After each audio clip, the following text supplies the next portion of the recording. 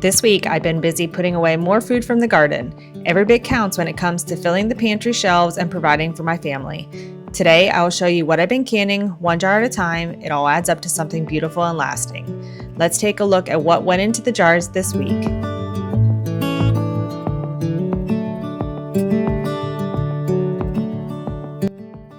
Life's been busy around here lately with getting the kids ready to go back to school, but even in the middle of all the chaos, I've been taking time to put away food just one jar at a time. I used to think that I'd have to take a whole day to can, and it just isn't in the cards for our life right now. So I've come to the fact that even just doing a couple jars every evening, it doesn't have to be a huge project. It's just a little bit here, a little bit there. It adds up to fill our shelves.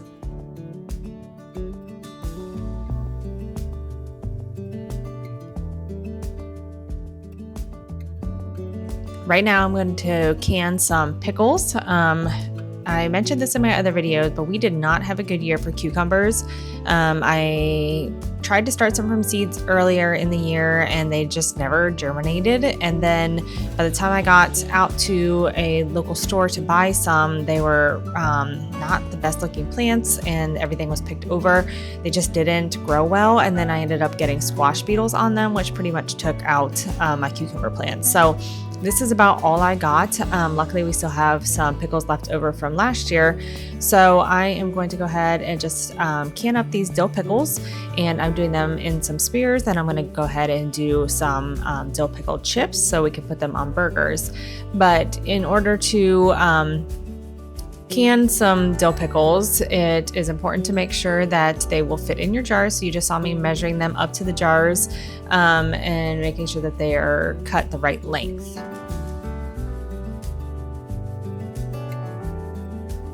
If you're new to canning, I would definitely say pickles are a great place to start. They're pretty easy to do, and it's just a great beginner canning project. So what you need to can pickles, and this is my recipe, there's so many out there, but I use fresh dill, and then I've got cucumbers, I add some garlic, and then for the brine, I use 8.5 cups of water, 2 1/4 cup of vinegar, I use 1/2 cup of pickling salt, and then you water bath can them.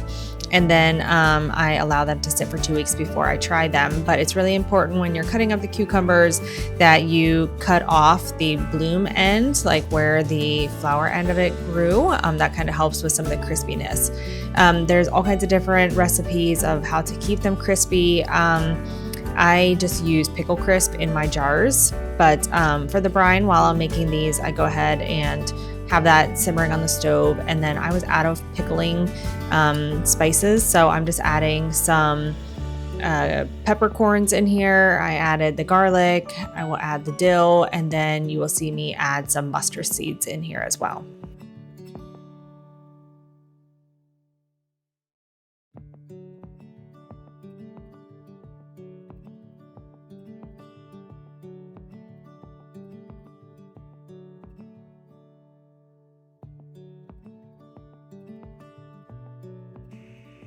So here you can see about how much I added to the jar, and then I'm going to go ahead and add my fresh dill. My dill was looking a little bit dry, but I'm just using the top part of the dill and putting it into the jars.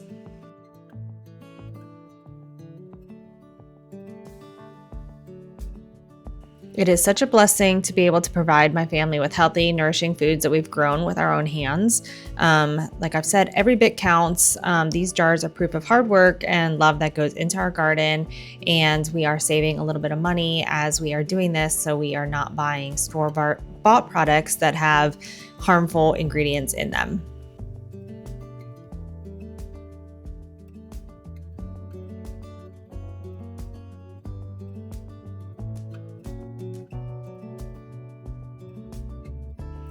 So while I'm sitting here editing this video, I just looked up just for comparison on Walmart on their online account, and for a jar of hamburger dill pickles, it's about $3. So I think I got about 5 jars here. So this is about $15 worth of pickles that I've made for my family and that I know where they came from.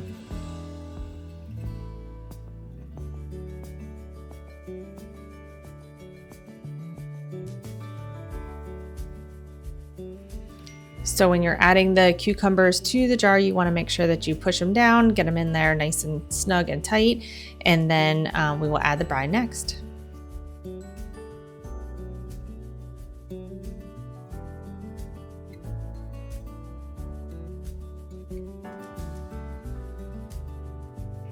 So I would love to hear in the comments how your garden did this year.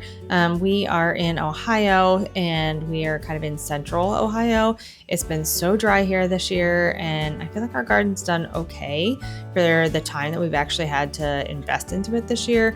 But like I said, the cucumbers didn't grow super well, and my tomato plants, I don't know, I bought seeds from a local company that I usually buy from, and I thought I was growing a bunch of Romas, and I don't know if the seeds got mixed up when they packaged them, but I ended up with a ton of grape tomatoes, so that was a little bit disappointing. So again, let me know in the comments how your garden's doing this year.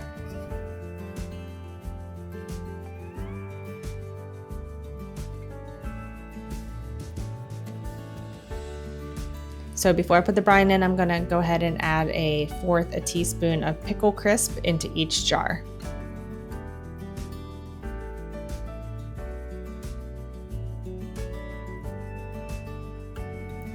Now I'm gonna add the brine. I'm just gonna ladle it into each jar. I want to leave about 1/2 inch of headspace at the top, and then I will add my lids, and then I will add my ribs, and then I will put them in the water bath canner for about 15 minutes.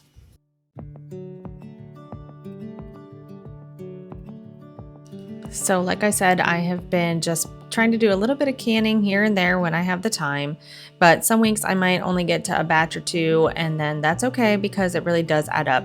You'll be surprised when you look back at the end of the season and see how much you've actually put away. And that's the heart behind this Every Bit Counts challenge. It's not about filling the shelves in one weekend, it's about consistency and making the most of what you have growing right now.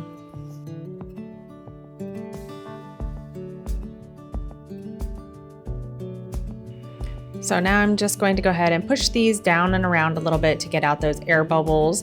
That's really important to get those air bubbles out. And then we're also going to clean the rims of the jars and then put the lids on before we put them in the water bath canner.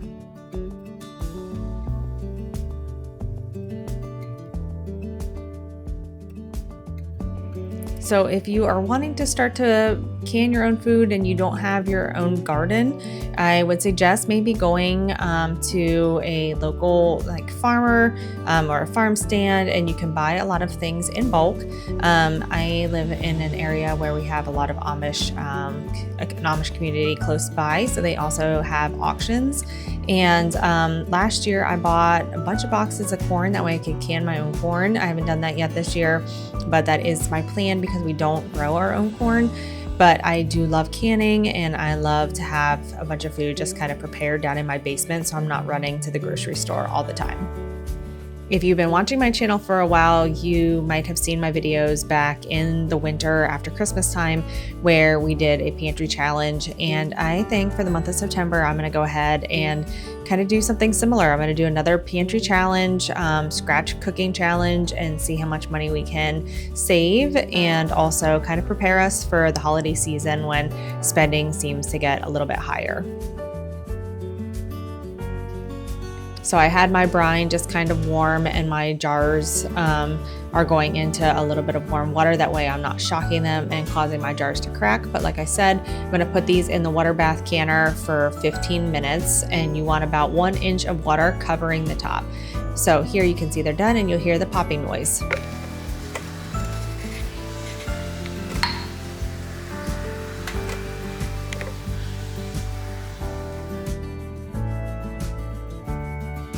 We have so many jalapenos in our garden right now, and I didn't want them to go to waste. So now I'm just gonna go ahead and prepare these jalapeno poppers, and I'm gonna freeze them and put them in our deep freezer for whenever we feel just like having a snack. But I just took a couple things of cream cheese. I put some garlic salt with them, and then I'm gonna add some cheddar cheese, and then I'm just gonna go ahead and stuff these jalapenos that my husband had already cut up for me, and then I'm going to use my vacuum sealer and store them in our deep freezer. And it is about college football time, and our family are huge college football fans, especially Ohio State. So we can just pull them out and then cook them whenever we have people over to watch the football games.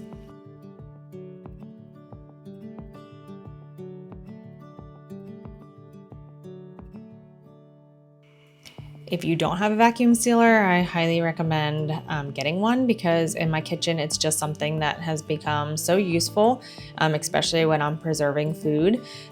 We have just the Weston brand one, and it's fine. It does an okay job. It's not the highest end one. My hopes are to save enough money to get a really nice one someday so we can vacuum seal larger things, bigger portions, but it does its job. And I'm just gonna go ahead and pack these in the bags and then vacuum seal them and store them in the freezer.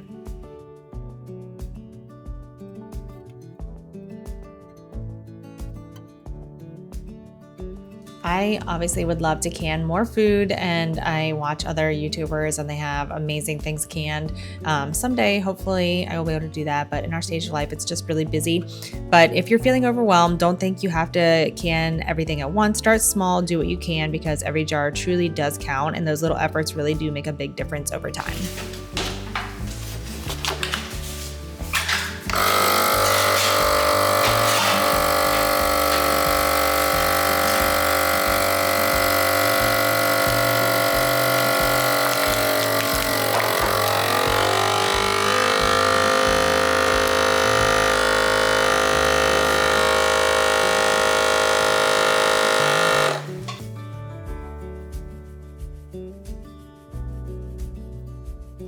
Did you know that the average family can save hundreds of dollars a year by preserving their own food? So a jar of homemade tomato sauce might only cost a couple of cents in seeds and supplies compared to several dollars at the store. And over a whole season, those savings really stack up, especially when the prices keep climbing the way they have been. So here's everything that we got done preserving. My husband did his own thing with just kind of fermenting some peppers. And yes, we've got a good little stash started for tonight.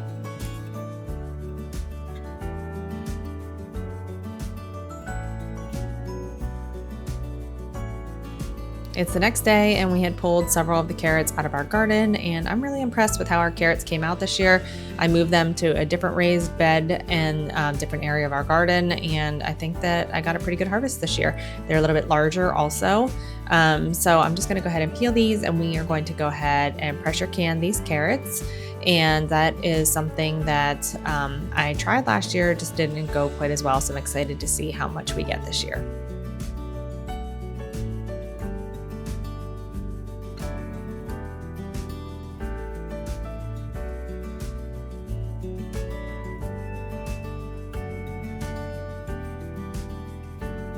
So now you can see I've added a little helper here, and my daughter is 9 and she has really taken an interest into baking and helping with the canning, and she really wanted to help. So I gave her some jobs, and then you'll see here in a little while that I went ahead and let her help cut.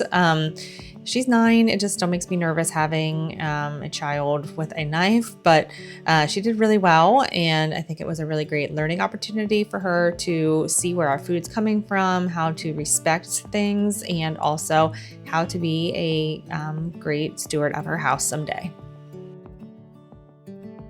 My first college degree was in early childhood development, so I know the importance of teaching children, letting them work alongside you, and my daughter had a blast. I think she learned a bunch, and we also had some really good bonding time during this.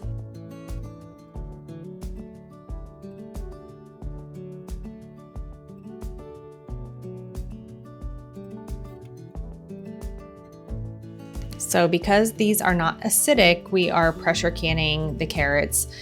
Same kind of concept. You're gonna get some hot water, just boil it a little bit, and then I'm gonna add this to the jars, and I am going to make sure that there's a 1/2 inch of headspace at the top, and then I will be putting them in the pressure canner.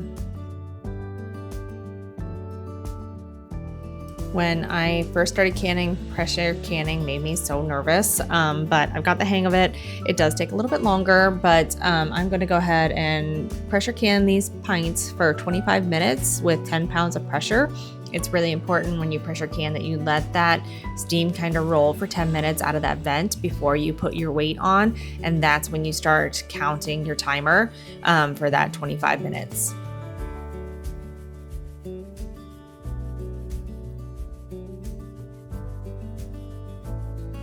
A lot of the steps for canning are pretty similar.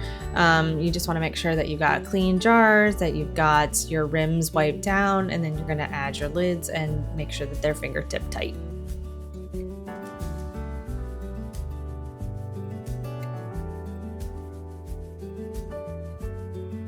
So if you're new here, please, I would really appreciate it if you would hit that like and subscribe. I've been slowly growing my channel, and I am so thankful for all of you that are return viewers. But I would just really appreciate it if you would hit that like and subscribe. And I'd love to hear a little bit more about you down in the comments, where you're watching from, how your garden's doing, or just a fun fact about you. When I first decided to start doing a YouTube channel, I basically just wanted to start to build a community of people that have like-minded thoughts and ideas, that enjoy the same things as me, and I also want to give some education to people as well. Okay, the last thing that we're canning this week is we're going to make some pasta sauce. So like I said earlier in this video, I don't know how my seeds got mixed up. I've got a lot more grape and cherry tomatoes than I wanted, so hopefully that this recipe comes out okay. I am trying to make a couple jars of pasta sauce, and then I'm going to be doing salsa next. I like Roma tomatoes. They don't have as many seeds, and I feel like they are really good for sauces.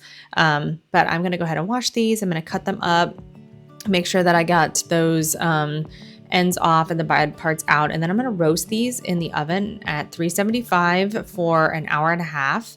I'm placing them kind of cut side down in these pans, and then I'm going to add some garlic, some onion, and then I'm going to add some fresh basil from the garden. And I have to tell you, after I did this, my house smelled so amazing. I honestly felt like I was in Italy. I also, to these pans, added some salt, some pepper, and some oregano to give it that Italian flavoring.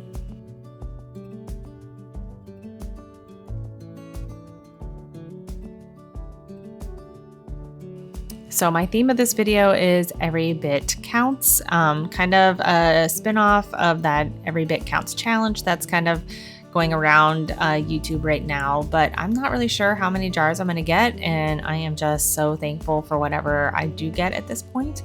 Our tomatoes really are just starting to ripen, so we're going to have a lot more here in the future, but here they are out of the oven. You can see they are nicely roasted, and then I'm going to add them to my food processor. And then I will blend them up. So my plan is to put it in the blender and then use my food mill to kind of get the rest of the skin and the seeds out, but I cannot find my food mill anywhere in my house. So luckily my family doesn't care too much about some seeds in their sauce. So I went ahead, just blended up as well as I could, and then I'm gonna start to can them. So I'm using a little bit of citric acid here. I'm using a half teaspoon, and then I'm going to go ahead and add my tomato sauce in here. And it smells really, really good. I'm excited to try it. This is a similar recipe that I used last year, but I didn't roast them. I just kind of blended it up, and I am excited to have this little bit more roasted flavor. And I also added quite a bit of garlic because I love garlic. So I'm excited to try these once I am ready to cook with them. I will have this recipe for you down in the description, but we're just going to follow the same steps that we have. And since it is an acidic food, we are going to water bath can it. So I forgot to add the vinegar into my water, but we have really hard water here. So whenever I can, I add that in just so we don't get this film, and you will see it here in the clip of the jars after they've been processed. So that's the end of my Every Little Bit Counts challenge that I had this week, and I am so thankful for you being here. Thank you for watching, and make sure you hit that like and subscribe and watch for next week's video.